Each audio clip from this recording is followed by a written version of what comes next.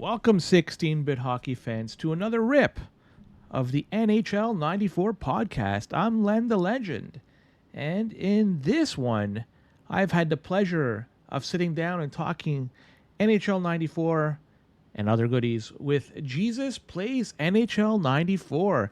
If you're on video and watching this on YouTube, you'll see me playing him. This is a recent match I had with him back in October last year. He and I were locking horns in the SNES Classic League, and we had a lot of fun playing each other then. We both had the Genesis style that we're trying to employ in the SNES world, so it was a kind of a square peg round hole situation. We talk about it a little bit on this rip, but either way, Jesus Plays NHL 94 has been around for a long time, almost 2 decades, well, roughly 2 decades. And he talks about his journey at NHL 94, other video games, his love affair of NHL hockey games, aside from 94, setting up leagues and so forth.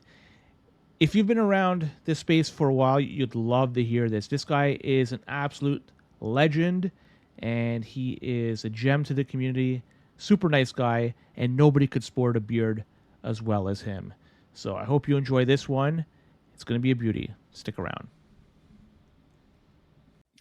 Welcome back, 16-bit hockey fans, to another edition of the NHL 94 podcast. It's been a while since I've done this. It's these sit-downs with somebody. It's been some time, but, it's good to get back into the swing of things. I'm back in the captain's chair. This one is going to be a little more special than normal because it's a blessed discussion. Why? Because Jesus Plays NHL 94 is going to be joining me to discuss, of all things, NHL 94. How are you, bud? Good. How are you? What else is there to discuss, really? I mean, come on. No, there's lots to discuss. Virtual Fighter, some fighting games. Like, man, we'll get into this. There's lots to discuss. I think that might be things that are adjacent to 94 that you like. But, man, who the heck are you? Because you, for me, you were off the radar and all of a sudden came back. Like, man, give us some background. Who the heck are you, Jesus? Plays NHL 94. Oh, man, that's a really long story. I'll give it to you short and sweet. I don't want to be long-winded. It runs in the family.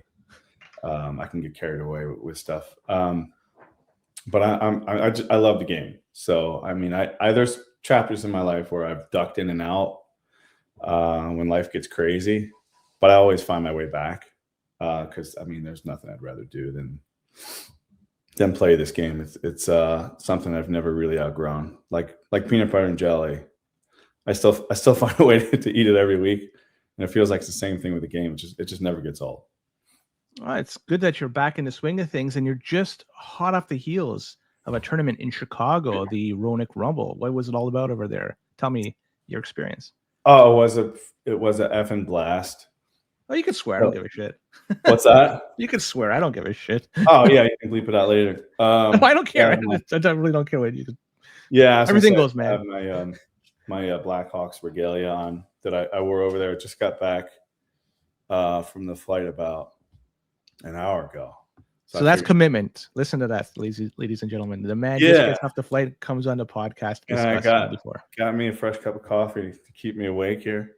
So for those who don't know, I guess we're the only two who know. We put this thing off so many times. I'm like, there's no way I'm not doing it. I'm doing it no matter what. If you have to prop me up in the chair. But the tournament was incredible. Happy I got my voice back too in time for our chat. Yeah, you were sick last couple of weeks, I think, right? Yeah, no, I was under the weather a little bit. But I'm really, really happy I went. It was amazing. For as incredible as the stream was, and the games were amazing too.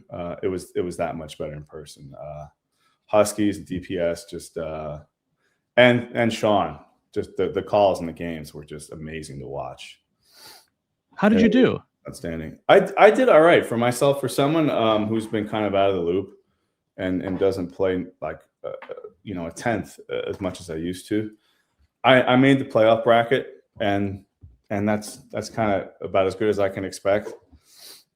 So I made out all right, and for me, it's really I just want to have a great time and hang out and see everybody. And I mean, I guess if you were to kind of distill it down, I'm just thrilled that this stuff is still going the way it's going, and it seems like it's burning really bright, and the in-person tournaments, excuse me, I feel like they're getting bigger every year. I hope that trend continues. So I'm just the happy. Roenick Rumble got a little bit bigger from last year to this, from what I understand. It was a little bit of an uptick in attendance. Maybe next year it'll be even higher. I certainly hope so, man. I mean, if anyone's on the fringe, I know for me, it was kind of a game time decision, but I'm happy I made it. They really should go. Find a way to be there if you can. And there's a ton of guys that I haven't really played I can think of. So I don't want to mention anyone because I leave out a lot of people. But if they can find a way to go to stuff like that. And there's another one coming up in Minnesota, and then obviously the big one, King. You got to be there. It's just, there's nothing like it. It's so much better than playing online. There's really no comparison. It's night and day. Were you holed up at EA's house for the weekend? No, actually, I stayed at a hotel nearby. So fortunately, it wasn't much of a trek for me at all. It was easy coming in. But I understand a lot of guys did get in pretty early, so they're able to hang out and play a bunch of Xy's and stuff. Yeah. I missed out on those. I think I could have sharpened my fangs a little more had I gotten in and been able to play a bit. I don't know if it would have made a difference at all in the bracket, but I definitely missed out on those. So next time I got to find a way to get in earlier and hopefully stay a little later. Well, that was a Sega tournament, and I'm curious because I've seen you and I've played you in Super Nintendo. So what's your jam, Super Nintendo or Sega Genesis? Well, I am a dual console athlete now, but back in the day, it really was tribal warfare when I think about the way some things were like on the forums against there are just two factions, SNES guys and Genesis guys. I did grow up playing the Genesis version for sure. But over time, I guess I've kind of mellowed with age. And I really enjoy playing Super NES now. It was the first season I've ever played in Classic, having been a part of the community since like 2006. I think you bounced me out pretty quick with Jersey. I didn't know how fierce they were. They're a lot to learn. Yeah, I mean, I'll be honest. I picked them because I wanted a team that is just big on the back end. I was expecting Kasatonov to be one of the defenders. I was shocked when I picked him and he's gone. I realized after the fact that Super Nintendo doesn't have duplicate players if it's picked in an expansion draft. So he went to Anaheim, was it? Yeah. And so he's not going to be on Jersey like he is on the Sega Genesis version. So I was kind of disappointed, but it turned out Fedosov is an absolute tank in Super Nintendo. So it maybe worked out for the best. I was shocked at how good they are. Jersey is they're not like a crappy team, but they're like, I would say at least mid at the very least in Super Nintendo. So I was lucky to play that. We had some good matches, if I recall correctly. It was fun. If I recall correctly, I got trounced. I think you swept me, or I think I got swept in the Gens playoffs. I don't know. I think I'm a little fuzzy on it, but I know I didn't play that great. I was kind of floored too, but at how well you play with Jersey and how good they are. I was not prepared for that. Yeah. My Super Nintendo game has changed a lot. I used to play a lot with one-timers, shooting like that with the Sega Genesis style, but after watching other people, I kind of adopted into now doing more dekes and plays from in close. And then when I do that, when I play more Super Nintendo, that kind of bleeds into my Sega Genesis play too. And I find myself, as I play more Super Nintendo, I'm more inclined to move away from one-timers in Sega Genesis. But it's been a while since I played Super Nintendo, so I'm back to my old habits of just only one-timers. It's effective. Yeah. You gotta kind of be Machiavellian about it in terms of the Super NES stuff. And like I said, I have a lot to learn. I mean, I guess my crowning achievement is I beat Mikhail. I think we split. We played a series. I think I talked him into playing online after King in 2019, and I think we played like 10 games, and I split with him. So that's probably my crowning achievement in Super NES up to this point. But it really is a different beast. It feels like, Dekes feel really 93-ish. And, watching guys like Professor play and Anatar, or as I call him, Manatar, and Bob K, all the really good guys that are really good at Super NES. I'm leaving out some names, so I should probably stop. They're AJ too he's become yes, exactly. Yeah, it's only a matter of time probably before he takes both titles. Yeah, I've learned quite a bit watching them, but it feels more to me like paper scissors or rock scissors than rock paper scissors. And I'm referring to the Genesis version in terms of scoring. It's like Dekes and one-timers, but if you just watch the goals in Super NES games or Super NES games, it seems like it's the vast majority is the goals are Dekes and stuff like that in tight. Yeah. I'm the same way. That's why when I played, I tried to do that more, and that was my biggest falter when I first tried Super Nintendo's version of NHL 94. I did too many one-timers and got trounced using Pittsburgh, and that shouldn't have been the case. But either way, I mean, I learned from all that experience, and I took something away. I think you did too.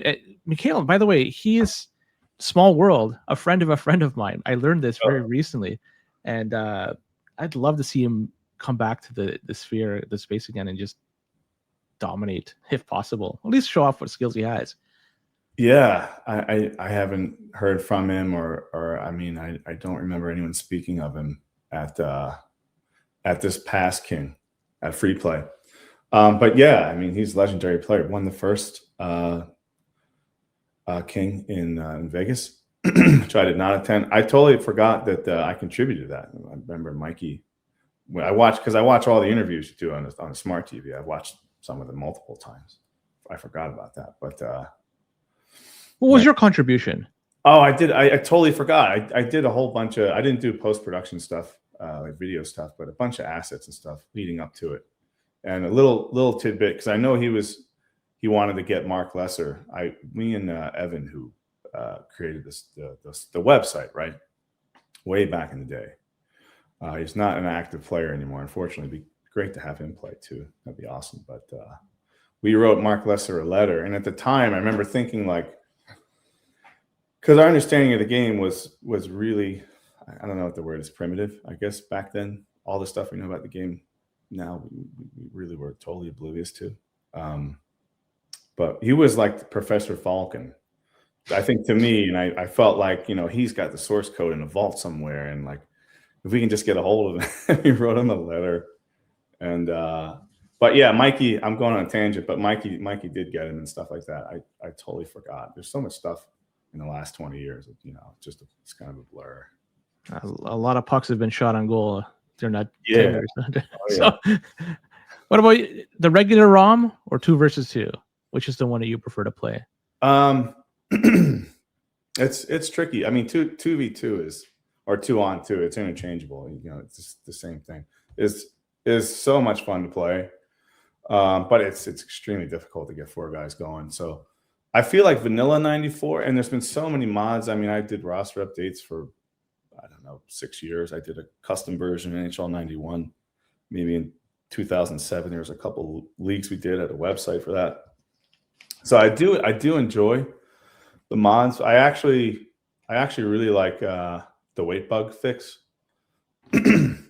I feel like, so in that sense, I think I enjoy playing 94 with the weight bug fix more. There's the old Blitz League that Smaz has. That might be my favorite league ever. I just like it turned around because big guys get new lease on life, like Neely and all those guys can hit. But I feel like Vanilla 94, it's just classic. It's the best.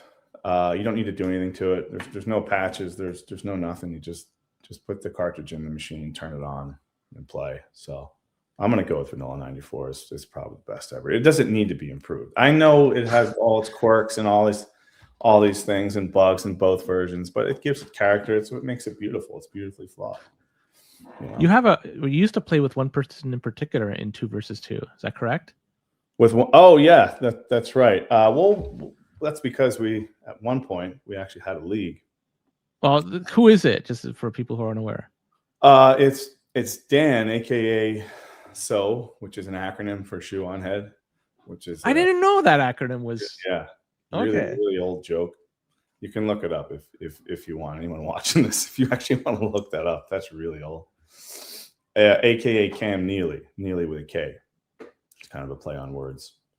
Yeah, we were teammates for a bunch of I think 3 titles, and there's a couple guys that were paired up for a long time, but we played probably a couple hundred 2-on-2 games together.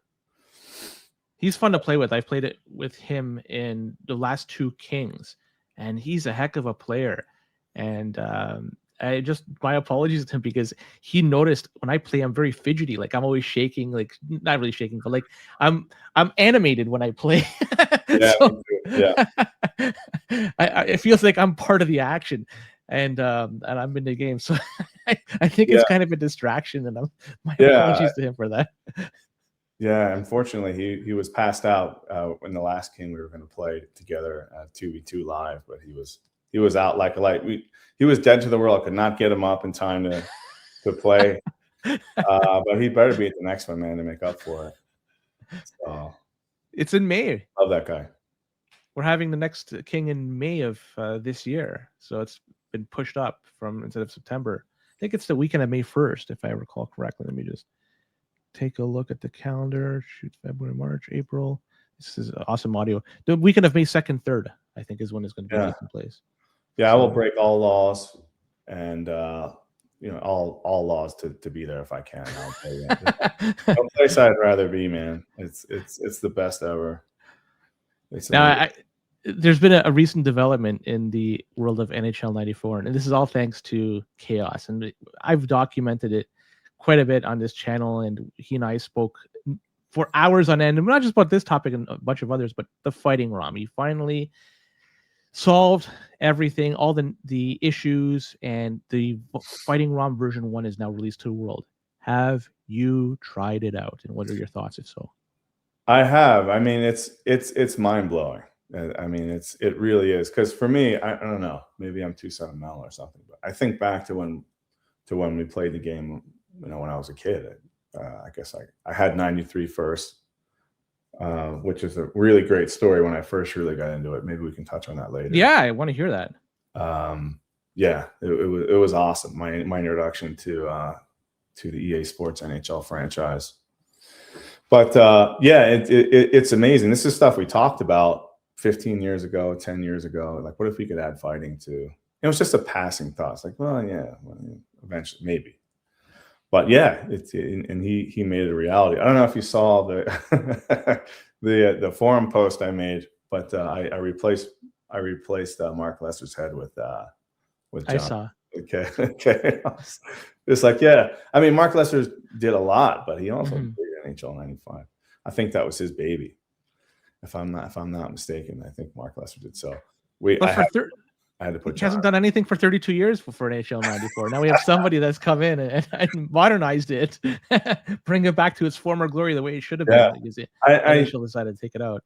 As someone who did, a lot of mods and stuff, I did the, with Canada. I don't know if you knew or not, but we added the goalie control button, which at the time I thought was kind of earth shattering, because that was kind of the line of demarcation between the two versions. It's like Super NES is better because ultimately there's a button for the goalie. But Sega had that. So that was a big moment. But I think for this now, and there's a lot of guys that really love the fighting component in NHLPA 93.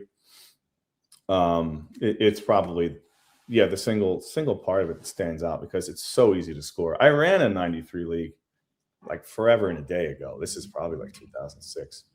I don't know if we finished it, but there's some guys who are still around that did play in that. I think Sebi is one of them.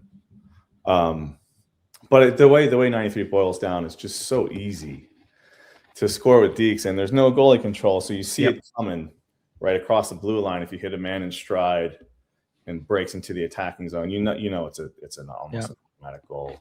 But I think another crazy thing about getting the fighting into 94 is that it really kind of like opens the door, I think, for a lot of things. Just you think about, well, what could we possibly do next with the game? And I feel a little bit guilty because I haven't really worked on modding the game or editing it or tinkering with it like I used to when I was younger. I spent hours and hours and hours that I didn't contribute anything to it in a long, long time. But it's an amazing addition. John and the guys that are still doing stuff now, including the guys doing roster updates, and deserve all the credit in the world, man. This stuff is so cool. I have the some of the ROMs on my flash card over here. I have my Model 1 right here with the monitor, and there's so much fun to play. There's so many different versions, but one thing about the fighting that I think could use some tweaking. I don't know if it's been used in the league yet, but it does slow things down quite a bit. So maybe make the majors a lot shorter than 5 minutes or something like that, if it's going to be used in the league. And if I do bring the 91 league back, last word I'll say on it, at least as a tournament, I probably will bring that in. But I was talking, I'll kind of divulge this real quick. I was talking with John briefly. I just shot him a message, because one thing that's always bothered me about fighting in hockey games is the fact that in a video game, I feel like the pugilist that wins the fight should not have to take a penalty. And I was like, is there a way to do that? And he's like, yeah, it shouldn't be too hard. So I think if we do it in a tournament, we'll probably make it, if you win the fight, you don't get a penalty, but the loser does. Maybe like a 1 minute penalty or something like that. Yeah. You know, it does make some guys more playable. Guys like Neely, Clark. And I'll give you an example. Yesterday I was playing the fighting ROM against, God, I can't remember his name, but it's somebody I was playing online, and it was funny because I was playing as Pittsburgh, and it was a delayed penalty for the other team. I had the extra attacker come on, and who was it? Rick Tocchet came on for me. As soon as he came on the ice, literally as soon as he went over the boards, he fought Paul Coffey, and he knocked Coffey out of the game. From that, it was the perfect moment. It was like, yes, this is what I wanted all along. Yeah. Rick Tocchet's a legend in Philly too, man. I know he hasn't been.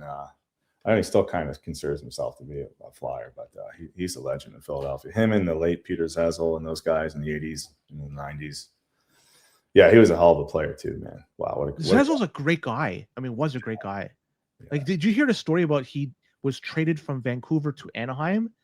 And he said no, because he was then going to be further away from his family in Toronto, who was, I think they were terminally ill. And he just didn't want it to take that, go even further away. So he basically said, I'm not going to go. I'm ending my career. And he quit playing the NHL just to go back and spend more time with his sick family member. Like, he basically sacrificed his career. Yeah. He's just a really good guy. And we lost a good guy there. And it's a good soccer player too, by the way. Yeah, no, he's revered in Philly still. I mean, those guys when they were younger, I mean, like the bar scene and everything. I mean, they kind of owned it. Those guys, Talk and Zezel, and I'm missing a lot of names. I'm trying to think. Maybe I don't think Mark Howe jumped in on any of that when he was in Philly, but they had a lot of fun here back in the day. You were mentioning your foray into NHLPA 93. Yeah, I want to hear the story behind this. Oh man, so I was introduced to NHLPA 93 at a friend's house. My best friend, actually, Franco, and we were two, nerds. We were obsessed with computers and comic books and video games at the time, and we be on phone sharing codes for Mega Man and stuff. But his brother, Nettie, Big Nettie, who I think was in college at the time, he had an NHLPA 93, and we got to play it like a few times, and we're just blown away by it. So, and leading up to this was, I think the blizzard of 93 was a huge nor'easter that hit the East Coast. I think it was 1993. I'd have to look it up on Wiki or something like that. And I ended up being at his house at the time and got marooned there for like 3 or 4 days in a row. And to that point in my life was like the best thing that ever happened to me. My best friend's house, surrounded by, video games, and his brother also had, I think, like a Gateway 2000 computer. And he had, I think, what did he have? X-Wing versus TIE Fighter for PC. It's a huge Star Wars. March 1993. It was called the Blizzard of 93, the Storm of the Century. Yeah, that was the one. And I remember just playing PC games for hours and endless stamina, so you can play to your eyeballs just melting in your sockets. And it was the setup for this Sega was in the basement, and I remember me and him playing, and his brother Neely, he had a playoff series going, I think, with the Flyers, and somehow or another we must have done something in the settings, and we completely screwed up his playoffs. And when he found out, he was pretty pissed off. So I remember taking rib shots from him, and I don't know why I have this thing where when I get hit, I laugh a lot.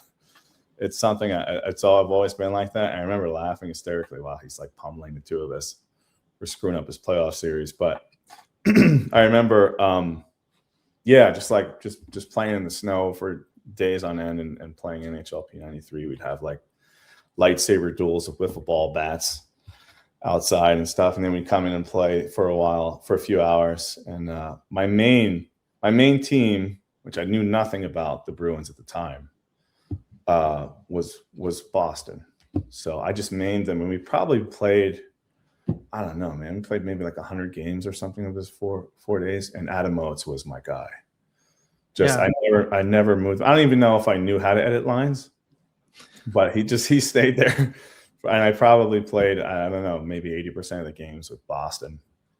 And I don't remember what Franco used with Boston, but yeah. And I just ran shit with Oates. And he ended up becoming like one of my favorite players. And it's another thing about the game, I think, for non-hockey fans. I don't think there's another sports game that has converted non-sports fans into becoming like fans of hockey or the NHL than NHLPA 93 and 94. But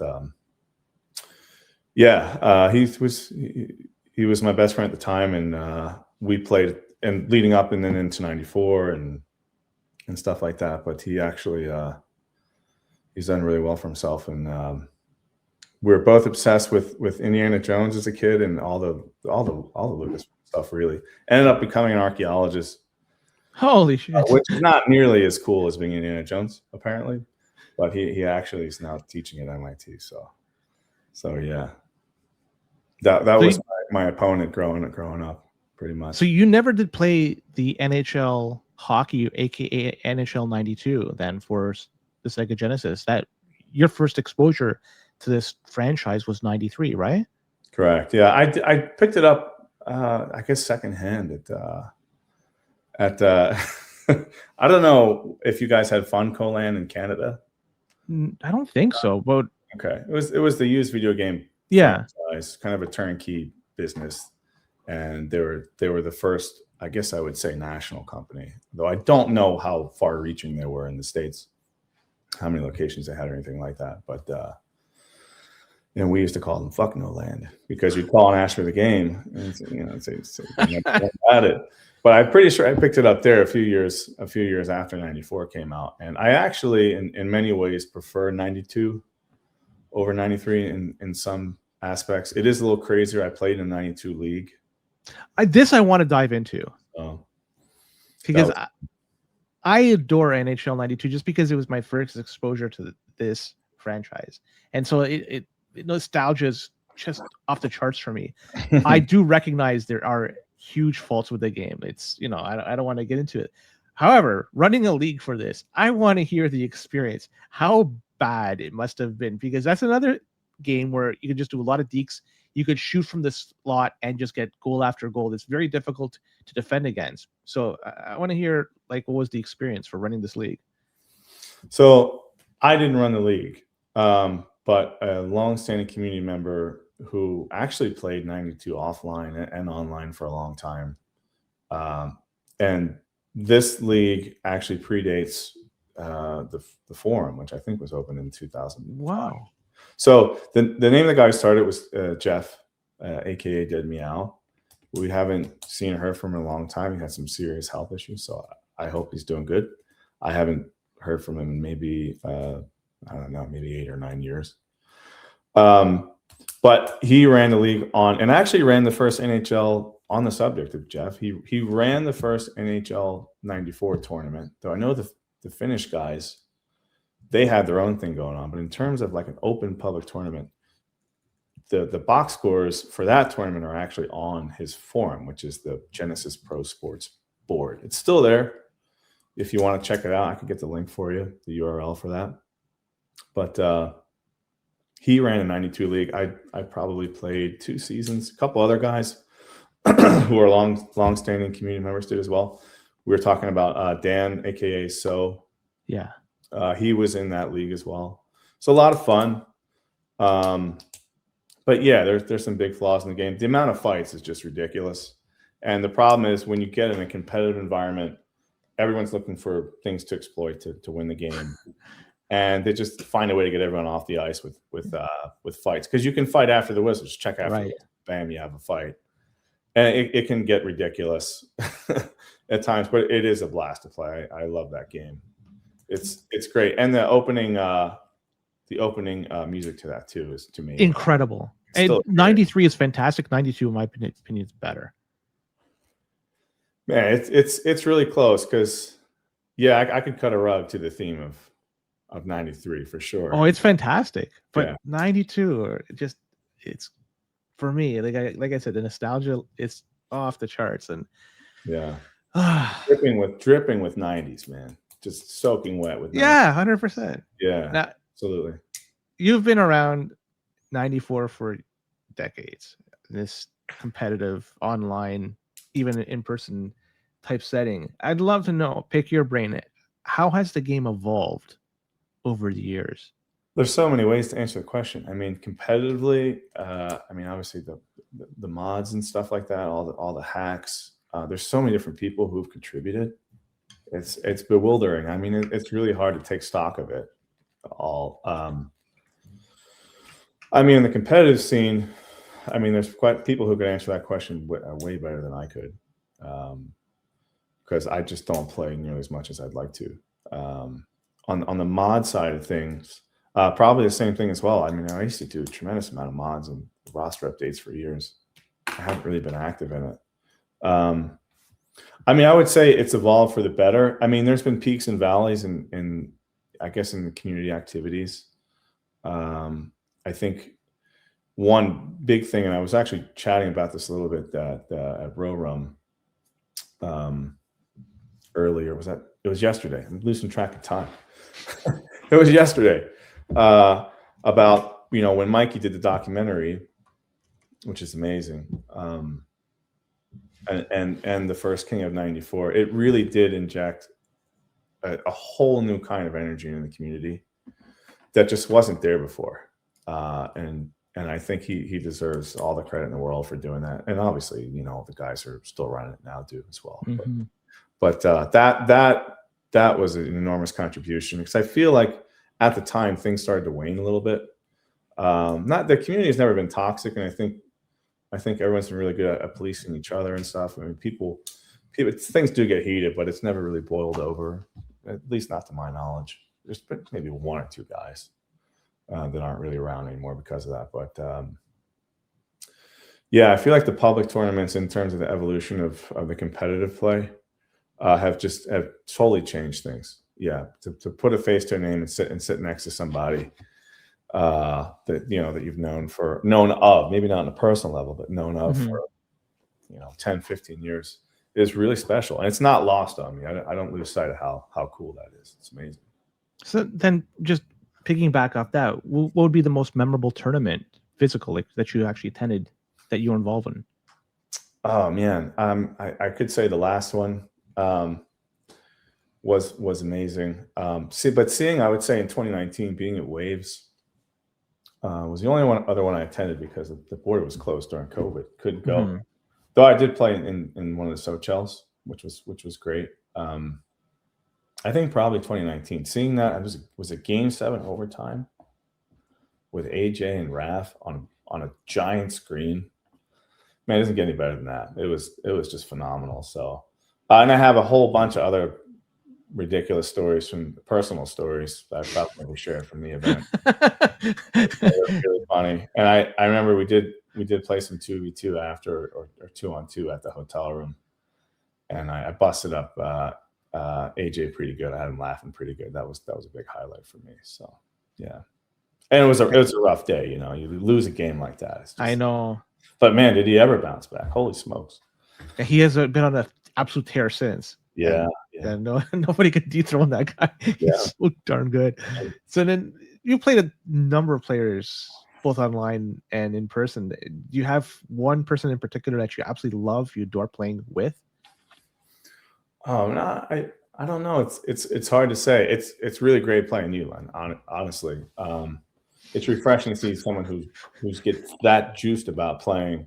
Oh, I love the game. Come on, man. I do go on the short list for sure, and and I remember like because I do watch.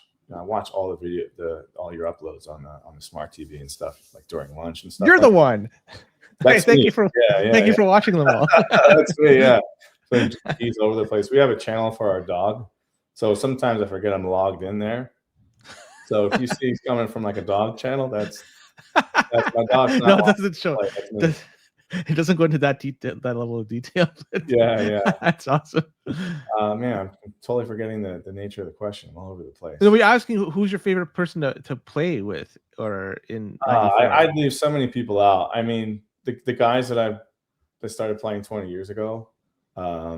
It's so much fun to play them. It brings so many memories back from when I was in my 20s. It's crazy, man. Like being in my bedroom, and it's the summertime, and I'm like, my legs are fused to the chair, and the vinyl chair that I've been so hot, and got my computer right there, and like just sweating playing 94 at all hours of the night. I remember just playing, like if it was a weekend, you start at like 11:30, 12 in the afternoon, and just keep games going. It'd be like 2 a.m. Holy. I don't have the stamina like I used to. So those guys are great to play. For sure. I mean, I'm not going to name names because I'm going to leave all these people out. For sure. So playing those guys, and then I would say relatively newer members of the community, because there's some guys who've only been here for maybe 4 or 5 years who are scary good. And just like when you came into the community, which I think was there 2020 around there or something like that? 2024, I think. 24, yeah. Like I mean, just like quantum leaps. And once you learn all these wrinkles, that someone who has never played like online with us or in person, there's the weight bug and 1,000 other ones. It really does. It really does change the play of a newer player. So I'll say this. We played. So I'm skirting the question here. I don't want to keep oiling my way around the floor. I will say this. I played, and I feel terrible because I can't remember his name. I think he's from Edmonton. He is a music teacher, but he popped on the Discord recently. If you go in the streams back far enough, the last week or two, you'll see. Is it the stream notification? I'm not sure. But I saw it. It was the middle of the day. I had a break in my day, and I just randomly clicked on it. And this guy is trying to figure out how to play an NHL 94 on RetroArch. So I'm just chiming in. I'm like, no, you got to click this, click that, and he's chatting. It's really, really entertaining to listen to. And finally, we get to a point, and he has some spectators as well, and we finally get a game going, and his mind is completely blown. He's like, "Oh my God, I'm playing NHL," and I like relived the first time that I actually had that experience online in 2006. I'm like, "Holy shit! I'm not the only person on the planet still playing this game." And it was just really, really cool to see that. And I kind of took it easy on him. He was obviously really rusty. I didn't want to like blow him out or something like that. But he had a lot of fun. That was a really cool experience. So seeing stuff like that, playing people like that is really nice. It takes you back to when you first started playing. Yeah, he saw it. He's like, "Oh my God, Thomas Steen! Totally forgot about that guy." It was really funny, and we played some. I think we played 3 or 4 games. I took them all. I tried to go easy on them, but I didn't want him to score anything. But it was so much fun to see someone have that experience and listen. Yeah. It was awesome. Then you're a pretty chill guy, so I don't know if you have anybody that's going to fall under this category, but is anybody that you dislike playing in NHL 94? Oh man, you get to play 94. What's there to dislike? I don't know. Maybe somebody rubs you the wrong way or always kicks your ass. I have No, no I clue. don't mind. Look, I don't mind losing. I'm not. At one time I might have been considered like maybe top 5, but that was like maybe 15 years ago. And a lot of the best players have played maybe thousands more games than I have, and they've gotten so much better. I'm just status quo. So I don't get mad if I lose. I would say I'd much rather play, lose 3-2 in overtime or 4-3 in overtime, or have like a 5-6 game where I win or lose, whatever, then win like 8-2 or something. That that's not fun. But there's no one I don't like to play. There are quite a few guys that I haven't played in a long time that I would like to. But you got to join leagues and stuff, and time is short. It's hard to find time to play right now. So you obviously you do the CB checks because you're aware of the weight bug and how to get around that. But there was a time that this wasn't known and not and nobody employed this tactic. So going back, say 10, 15 years, you're kind of rusty now, but you have this knowledge. Do you think you could take on Jesus Plays NHL 94 from say 10 or 50 years ago? And would you beat that person? Or would he beat you? Handle it. Yeah, I would run away with it pretty much. Yeah, probably. Even though that person, that version of you has way more recent experience because he doesn't have that much rust. He's playing 2, 3, 4, 10 hours a day. Yeah, you think that may give him? Because I'm wondering, because you have the knowledge now. I'm gonna waffle on it because now I have to think deeply about it, and my brain is not prepared to do that. I'm operating on like 4 hours sleep in the last 48 hours. So I don't know. Maybe it would be a toss up if it went 7 games. I would say 22-year-old me versus 42-year-old me. I don't know, man. It'd be close, right? Big youth versus. I'm not going to go as far as say wisdom, but I don't know. Old man strength or something. Youth versus old man strength. It'd be probably pretty close if it was a series. So you've done this for a while. You've won a lot of matches. Any one match in particular comes out as a memorable win for you? Oh man, I ran the table in asterisk.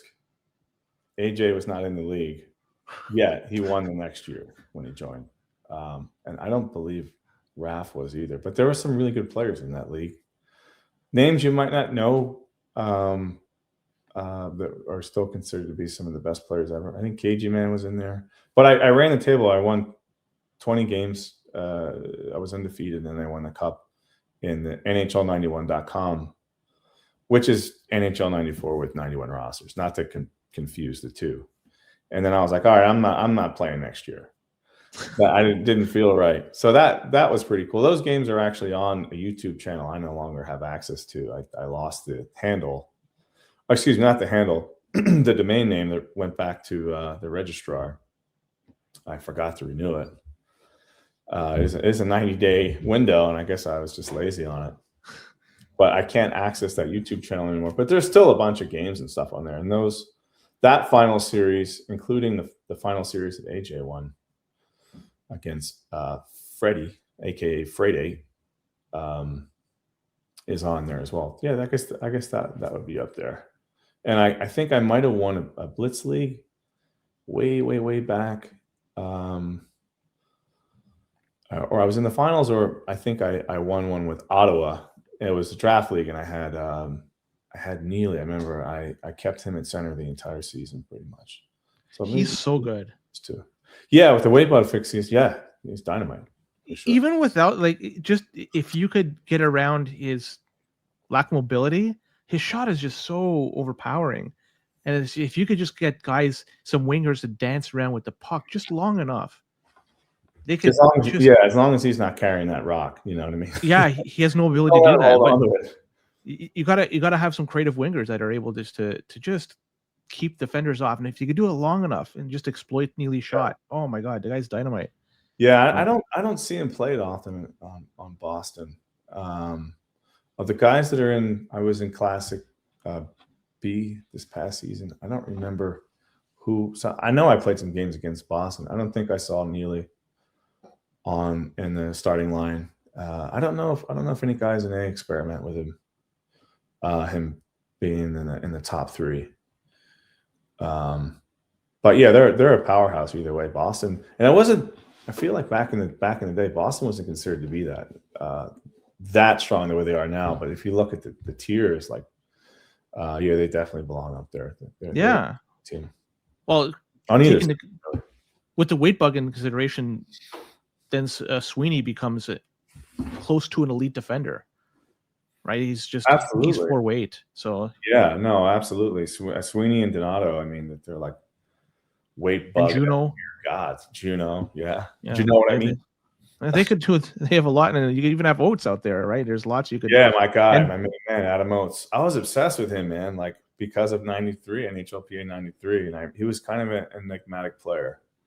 It wasn't until much later, and it's actually one of the reasons I did the '91 ROM is because he was a setup man for Brett Hull. 86 goal season in '91.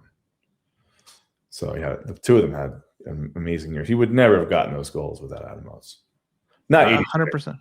Not 86, because he made Neely. Did he score 50 goals? He scored 50 in under 50 games. Was he was injured too, center or was Oates at center? Oates was a center, and that was with Neely being hurt. He couldn't play. Yeah. Every other game, every other day. So he was physically injured, and he still was able to accomplish that. Like, he was Neely as a player, very underrated as a goal scorer. People tend to forget what he did. Know. I mean, when I did, a lot of the ROMs and mods and stuff over the years, I developed a huge library of hockey books because I wanted to be on point. You got to know your shit, because people are going to rip you apart in the forums for really bad ratings. So I had a ton of card sets. I remember for the '91 ROM that I made, and there's multiple versions of it, all the way up to me like redrawing all the sprites and adding colors for helmets and stuff like that. Because like Montreal and stuff, like they had red helmets in the original game. So does Chicago. I got them right so that they're blue for Montreal and black for Chicago, stuff like that. But that '91 ROM, I bought every media guide from the season and scanned all the photos and scanned an entire card set. So I know that stuff. I know how good of a goal scorer Neely is. But that kind of reminds, and we're going to go in all different directions. It kind of reminds. That's the way to go, man. This is the way we roll.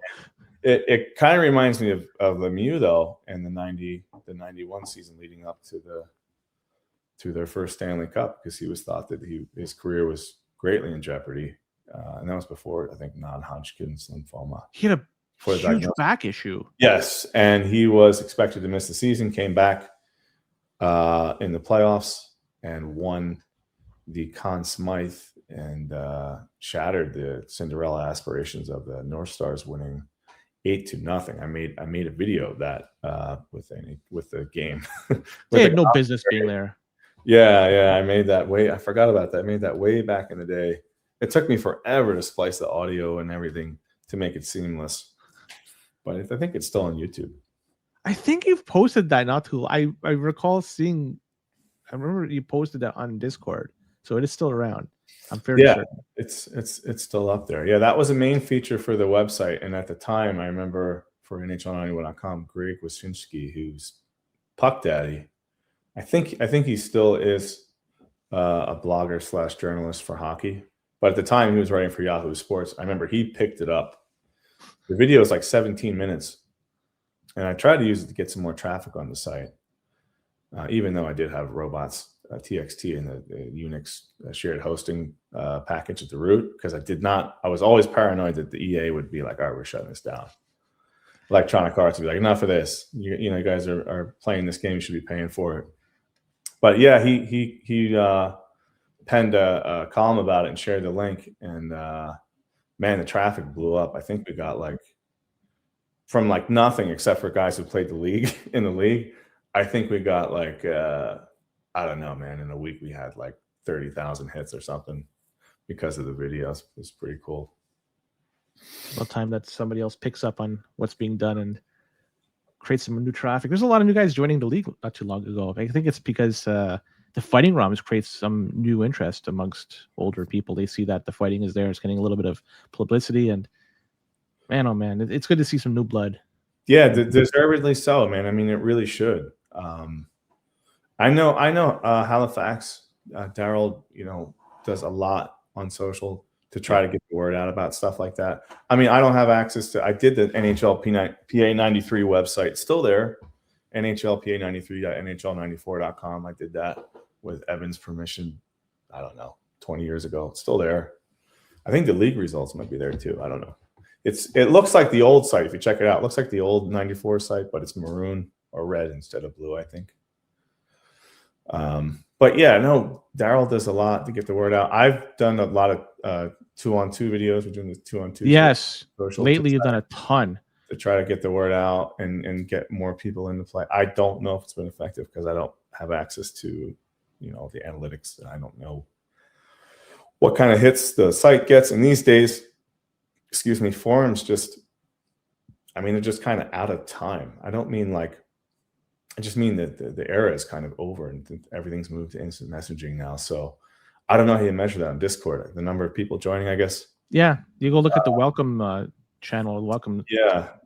And I mean, I remember I still have so many other people in the community help new guys learn to play. I remember learning or teaching, I don't know how many people how to use gens back in the day, the old emulator we used. To get fresh blood in the community. It's always a good sign though, because yes, it's great to have the stalwarts and the pillars of the community continue to do their thing. I mean, it would be a huge loss if some of them stopped playing. I'm not going to name names. They're the long-standing community members, but you got to have fresh blood, and you got to have new people coming into play. And I do realize there's also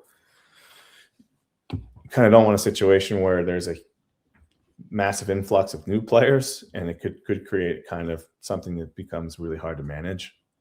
I don't see it happening unless the game is able to be played on maybe Steam or something like that. If EA were to do that, I don't see it happening. Or online play on PSN or Xbox Live or something like that. Maybe it could be crazy, but no, we can always use new players. I've given up putting, flyers in on windshield wipers and stuff. I don't do that.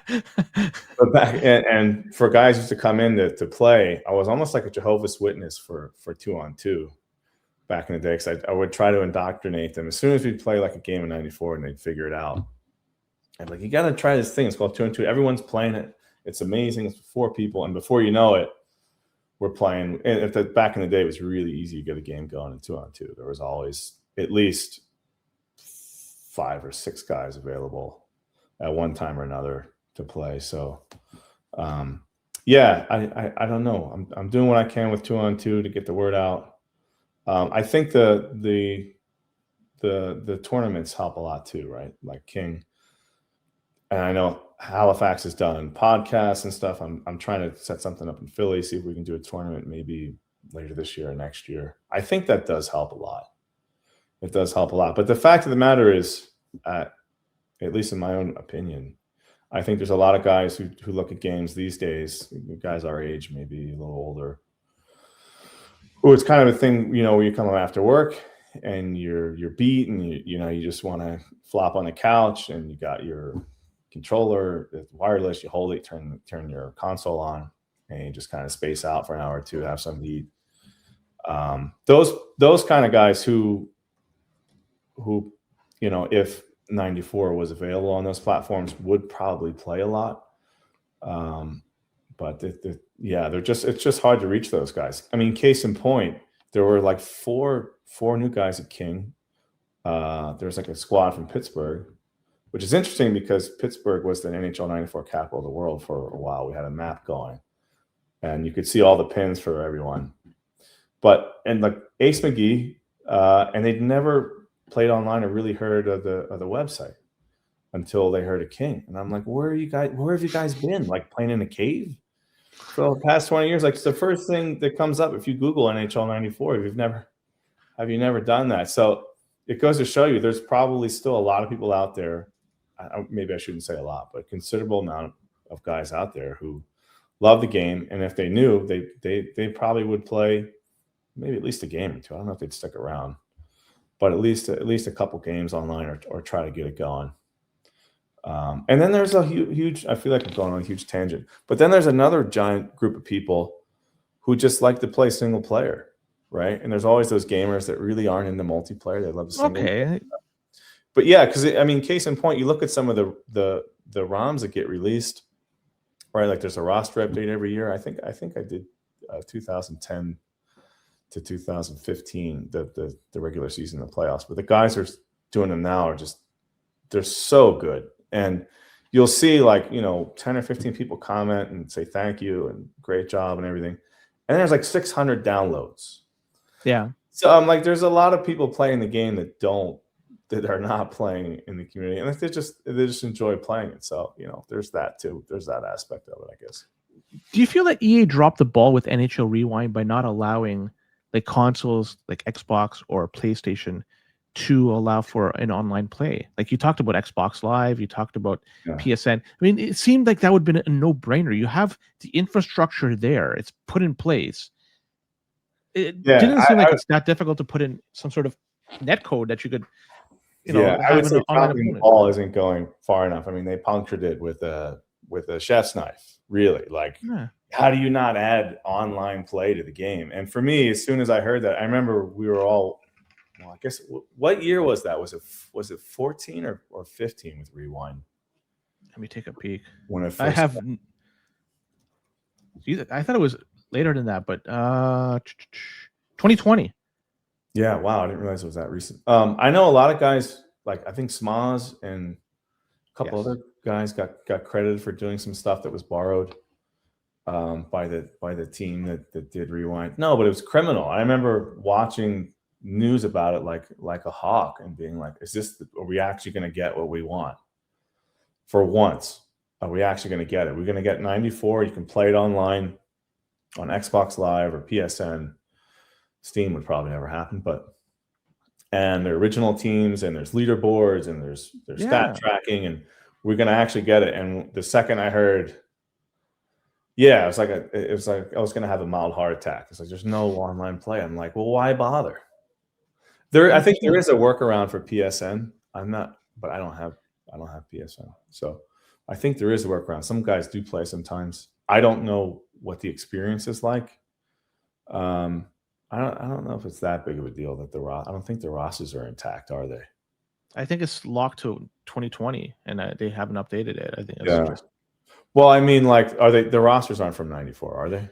No, they're updated to 2020, so it's got Ovechkin, and it's still cool. I mean, don't get me wrong, it's still cool. There's some new wrinkles and stuff I've seen on it, but how could you not? 100%. Man, how could you not do that? It just seems glaringly obvious. Just based on your proximity, do you ever deal or play with those Philly Horsemen guys? I'm kind of happy you mentioned that. I don't know what I have to do, man, with smoke signals or what, because I've been trying to get a hold of some of them. I know I reached out to Daryl to see if we can try to arrange something. And there's the podcast Daryl did, I think, in the lead up to the most recent King of 94. And listen, that was really good. I've been trying to get a hold of those guys.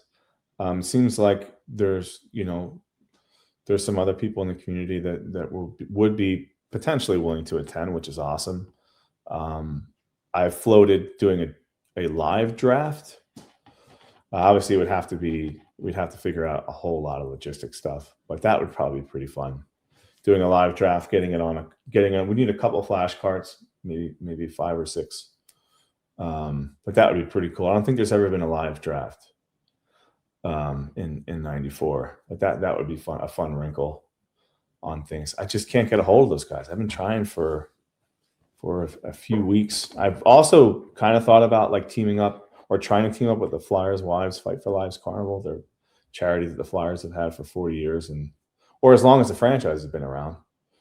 They raise a ton of money every year. If we could do that, maybe not as a tailgate, but maybe it's kind of a sideshow and an entrance to play. Maybe you could go to charity. That could be maybe a thing. There's a couple venues I can think of that might work. in the area, but none of it's set in stone. It's really all nebulous right now. But I would hope so. I would hope we can do it. If not this year, maybe next year. It's just not easy to get a hold of those guys. Yeah, I just change gears and just get away from 94 for a moment, because I did take a look at your Clockwize YouTube channel, and it's with his Z, not an S, Clockwize. You posted other videos like NHL 2004, NHL 2K, Virtual Fighter. Yeah. Wow. You've done a few things in the past. So I mean, I'm a hardcore gamer. Not really anymore. I still consider myself one because I was for so long. PC and console and arcade. Huge Sega fan, huge Nintendo fan, huge PC gamer, all the way back. You ever play Open Ice? Yes, I have. I actually played it online with some guys in the community briefly for about a week. Habs was one of them. Was one of the better players. We gotta play the free play at the King, because they have it there, from what I understand. I wanted to play with Daryl, never worked out. Yeah, no, it's pretty. You. It's pretty fun. I like it. But yeah, I mean, all kinds of stuff and everywhere in between. It's funny. I actually discovered. I think I first discovered the forum, Evans forum, or the website before the forum was ready, by chatting with Peter McKellar, Macker, who had Max Hacks, the website with NHL 94 hacks. Way back in the day, he used to be the captain. Excuse me, I'm getting punchy here. Used to be the captain of the Whitby Dunlops. Great guy, graphic designer. I think he used to be a firefighter too. He was on a forum called the Nosebleed section with another guy, Don, who was one of the first members of the community. And at the time, being on there, I got into modding PC games really early on, modding like Star Wars Dark Forces 2 and stuff like that, and doing mods, I think in like Maya or something like that. And I was really into some of the NHL PC mods, and that's how I actually discovered the forum, because I was working on modding like 2000, NHL 2000, 2002, all those games. It's a shame what happened with the PC community, because they were thriving communities with thousands of members that worked on modding those PC games for years. And as we know, the modding communities have contributed and created some of the best games ever. If you think of the most popular competitive first-person shooter ever, which I've never really got into it, Counter-Strike started out as a mod for Half-Life. So it's just a shame what happened with those PC games. But man, I've been a gamer my whole life. So you name it, a console, a system, an arcade machine. I've had Japanese arcade cabinets. Big box PC games are like a first love of mine or something like that. I still love them. So yeah, I like playing everything. But you mentioned Virtua Fighter. I guess I'll end the tangent by saying I was big into the developer, Yu Suzuki, his games. He's the creator of Outrun. I think the first Shenmue, big game. But Virtua Fighter is kind of like, especially the second and third ones, kind of like I would say chess, which I've been playing that most of my life as a kid. What's your ELO? Chess club with my dad. What was that? What's your ELO in chess? ELO these days, I don't study the game anymore like I used to when I was a kid. I was in chess club and everything. I said we used to go every Monday night to the Tri-State Chess Club. On a good day, I'm probably like 1900. Holy cow! 2000. But I don't play consistent. I mean, I used to play every day, and I would play my dad, and I would do Chessmaster on PC for hours. And Yasir Sariwan's books are probably my favorite chess books ever. I loved his books. He's one of my favorite grandmasters. But I don't play much. Now it's funny. I say I don't play much, but what do I do every time I'm waiting for like something to print out or whatever? I'll hop on chessli.org and I'll play a blitz game, like 60 seconds. I probably do like 3 or 4 days still. So, but yeah, Virtua Fighter is, especially the second and third ones. They were really amazing games. I was into Street Fighter for a long time as well, Alpha 3 and Third Strike. I used to play some guys in Japan on GGPO. It's a really cool emulator with dedicated netcode for those old Capcom CPS2 games on the CPS2 arcade hardware. Yeah, it was really cool to see dedicated emulator with netcode for those games, and it used to make me wonder, like, what kind of stuff could we do with 94, because to have that kind of dedicated netcode, because I was playing guys in Japan with, you really couldn't tell there was latency, and no, it was there, you know, and physics play a factor too. There's a big chunk of geography between two people, but Yeah. It really wasn't noticeable, and it was amazing. It was amazing to get chirped too by guys in Japan. Like, some of the insults were really, it's just different, you know. I'm like, wow, okay, that's how you guys are gonna rip me. They ripped me for, like, you know, for doing cheap stuff, but yeah, big VF fan, big Street Fighter fan, and I guess I'll end my latest rant by saying, I was trying to think, what is my favorite PC game all time? Oh man, Hidden and Dangerous is a big one. Doom 2 is a big one. There's so many games. We'd be here for a lot longer than an hour. Quake Team Fortress. What's that? Quake Team Fortress. Yeah, Quake. Oh, come on, man. Quake. I love the Team Fortress mod on that. It's so for sure. Good. Yeah, no, amazing games. All right, the best multiplayer ever. Yeah, man. I got some. This part of the time of the show that I'm gonna just fire off some questions to you. So I'm gonna be feeding you the puck and see if you can knock them in the net as quick as possible. So be ready. Okay. Favorite console. Favorite console. Favorite console? You mean to play 94? Genesis? Just to play in general. Oh man, come on. Favorite console ever? Well, it's definitely not N64. You know, I can rule out the Saturn. I do love the Dreamcast a lot. Favorite console? Yeah, I have to go. I mean, look, I consider the Super Nintendo library to be vastly superior to the Genesis library. On the whole, platformers and otherwise, a lot of other sports games are better. There's, I would say, you know, the Street Fighter, which is an arcade game. That's how it should be played, but it is better on Super NES than it is on Genesis. But I'm gonna have to go with Sega Genesis. Oh man, okay. Yeah. The most loved human player in NHL 94. The most, I would probably say me. No, I can't I can't say a name. No, there's no way I can do that. I mean, there's some guys in the community that are super affable that everyone loves, and everyone knows who they are. I really don't know. I can't name names. That's just not fair. Okay, here's another. I'll skirt the question. So, who's the player that you hate to play with in 94? You just hate to play them. Any system, any setup, the guy that you hate to play against. You mean like a skater on a roster? No, a human. That I hate to play with? Yeah. Or against? Against, either way. Oh, so I don't know if you meant like two on two or like you could frame it however you want. The guy that you'd hate to play, either they just always beat the fuck out of you, or probably me. I can't. There isn't anyone I hate to play, really.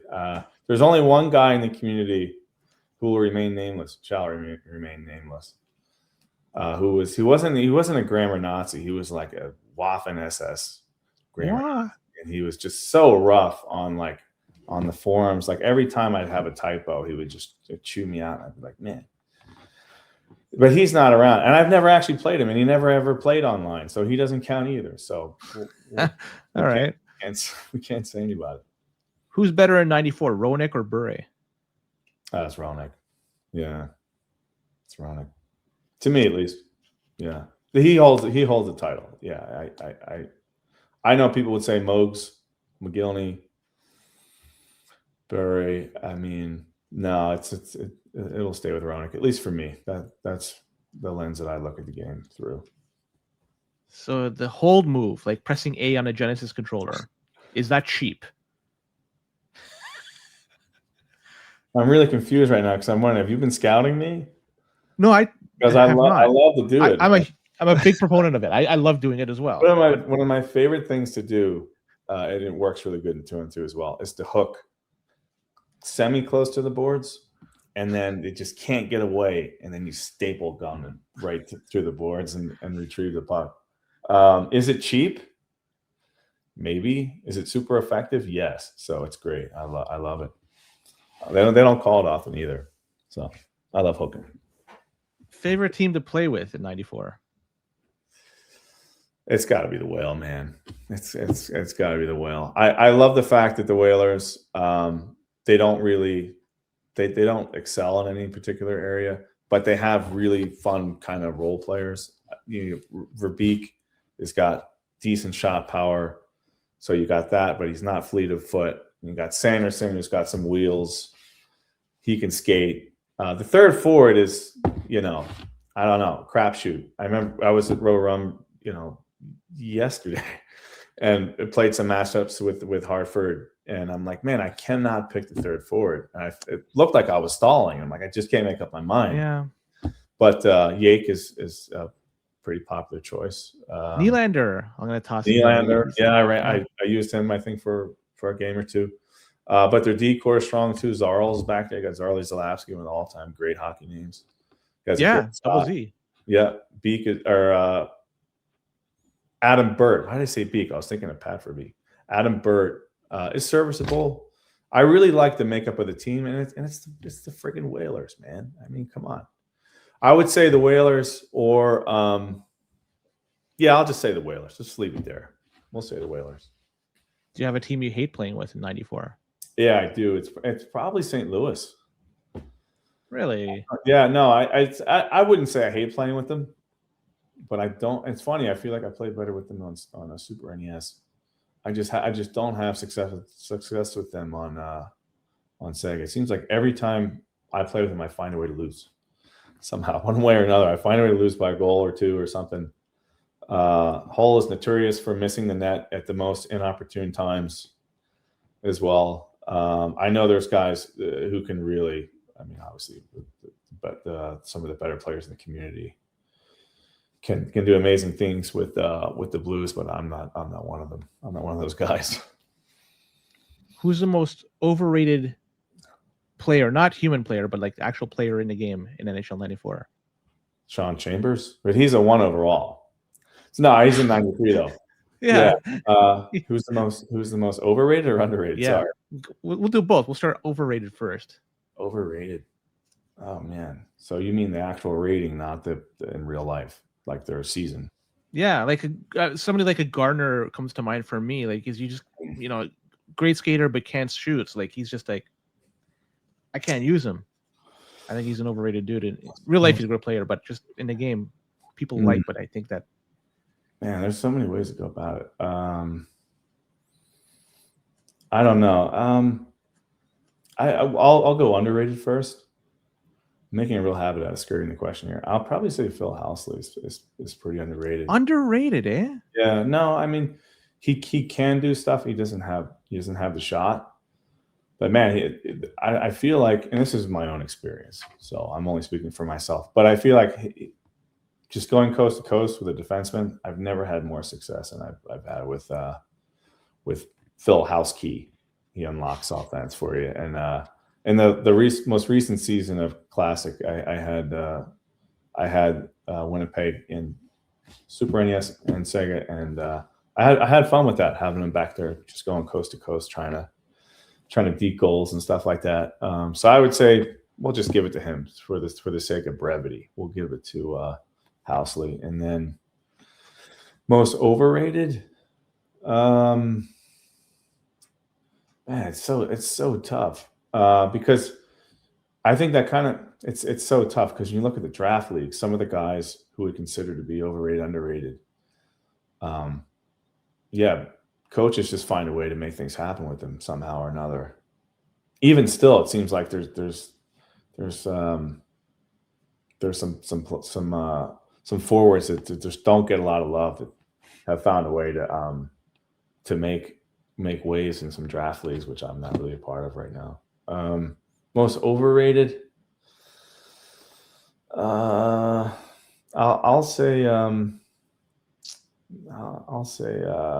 say LaFontaine, maybe. Ooh, yeah, okay. Not a great answer. Just My brain is scrambled eggs right now. I'm so tired. So I'll say LaFontaine. It's not a great answer, but we'll go with that. Last rapid fire question: 6-button or the 3-button? Oh, 6-button. No contest. Yeah. I use the 3-button, which is funny. I Yeah. don't know why. No, I think my issue is I've used, this is actually a USB one. This is the Mini from Japan. I got this pretty recently. It's great. I used the Saturn controllers for online play for so long that just habitually just so accustomed to playing with that. It feels like I have, I don't know, a giant hamburger in my hand or something with the 3-button now. But it is a great controller. Not a great D-pad though. And for me, a game like 94, it all boils down to the directional pad for the wiggles, for picking angles, stuff like that. If you're going 5-hole from the blue line for a slapper from the middle of the ice, breaking into the attacking zone, I feel like the D-pad is really what matters the most. And the 6-button does have a better D-pad than the 3-button. It's not even close. So 6-button. What's a worse controller, the Dreamcast controller or N64? I don't know, man. It's splitting hairs. They're both terrible. They're shit. They really are.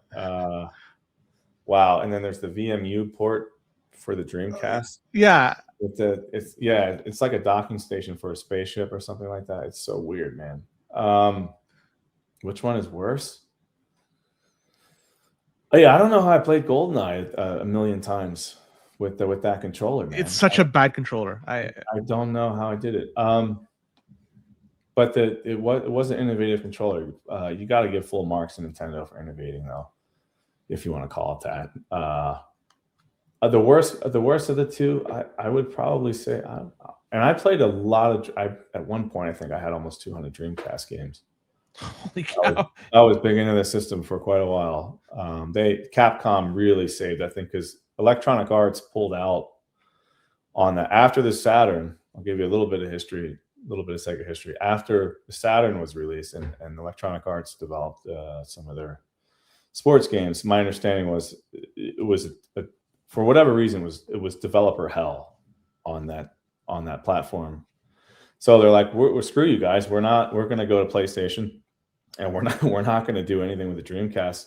And that's actually why the 2K Sports Series, the NFL, NHL 2K Series, and NBA 2K Series were started on Sega by Sega Sports, because Electronic Arts did not release any sports games for the Dreamcast, but the Dreamcast controller does suck pretty hard. I'll give it the Dreamcast is the worst of the two, yeah, for sure.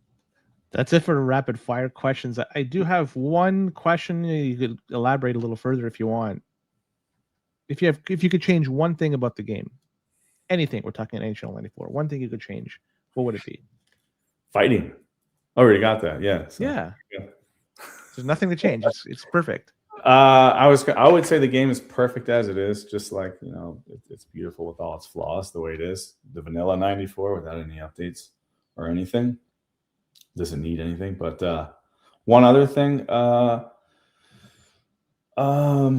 additionally, we have a goalie control button. We got fighting. I mean, we're almost there. We're almost at the summit. I mean, what else could there be? I guess I would say, rather than like a feature or something like that, I would say having an emulator or some kind of wrapper or something, RetroArch probably wouldn't be it, where the game can be played really, really easily by just double clicking on something and having controls configured with dedicated net code. I think it would make the game much more accessible, but that's an enormous undertaking and project. Which, you know what? I'll say source code, which might actually happen, which is, to me, is mind blowing in itself, considering what's going on right now. The 92 source code we got that. And the game is being disassembled. I haven't been in IDA Pro since we did the control subroutines for the goalie control button.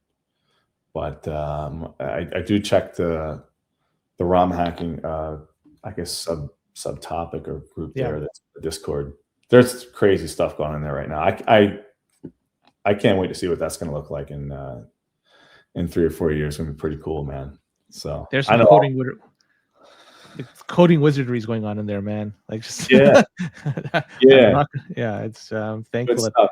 I feel bad. I really have nothing to contribute right now, but it's great to see that stuff get worked on. And I guess we're about to wrap up here. I will say one guy that deserves mention doesn't get talked about in the community very much is Anton Snowpeck, who created the NHL old school editor, and a lot of the offsets and stuff in hexadecimal that are in the game were known prior to his arrival. But here's a guy who hails from Australia, where no one knows what hockey even is. Yeah. Creates and disassembles all of the graphical assets in the game so they can be easily modded and updated, which really kind of gave way to draft leagues and all this stuff, and then creates the NHL old school editor. So that guy definitely deserves a shout out. I haven't chatted with him in super long, but he really was like my training wheels on learning how to mod the game. There were some other guys too, like Smaz, who helped me out a ton back in the day. But that guy definitely deserves a shout out. I don't know if we'll ever get him to come to an event or anything like that. It's a long way. He is a pretty reclusive guy too. He's not really on social media or anything like that. But yeah, man, shout out to that guy. If he ever sees this, man, come back. We miss you, dude. Final words before we wrap up? Let's keep it going. Final words. Let's keep it going, man. Let's keep doing the tournaments. Let's keep playing online. Let's keep it growing. I'd hate to think that there's a potentiality that this would never be a thing. That would effing suck. So let's keep playing. Let's just keep it going. And we'll continue on with the podcasts. And yes, please. So let me add one more. I don't know who you have on, coming up. But yeah, there's a lot of guys. I'm not going to name names because I'm going to leave someone out, but there's a lot of guys in the community that need to be on this. So, and I know I'll speak for myself. I love watching these, and maybe like at the public, maybe the next King or something, if you grab a tripod and do some quick questions with guys, I know that'd be really cool too. Adding that to like an episode or something. Yeah. I've thought about doing something like that. Yeah, just like quick man on the street, but inside the in between games or something like that. Just like top 5, or like a 5-question thing. Yeah, how'd you discover the game and stuff like that. So that'd be really cool to see some opinions from guys that have never been there before, and guys that maybe they don't have time or want to do this for an hour or something like that. Would be really cool. I hope you had fun doing this, Jesus Plays. It was awesome, man. I look forward to it. I'm sorry I put it off like 100,000 times. They were all legitimate reasons. We finally got it in, man. So yeah, with that, we're done, and we'll be back at this very soon. So take care, because we have a lot more left in the tank. All right, have a good one, Len. See you, bud. I hope you enjoyed this rip with Jesus Plays NHL 94. If you're on audio, listening to this on Spotify or Apple, give me a 5-star review, as it helps out with the algorithm. If you're on YouTube, like, subscribe, you know the deal. It helps me out a lot. Also, I got a few more ready to go next week. I got 2 interviews booked next weekend, so this is going to be a lot of fun. Stick around. You're in for some fun times, because there's going to be a lot more NHL 94 discussion ahead. Take care.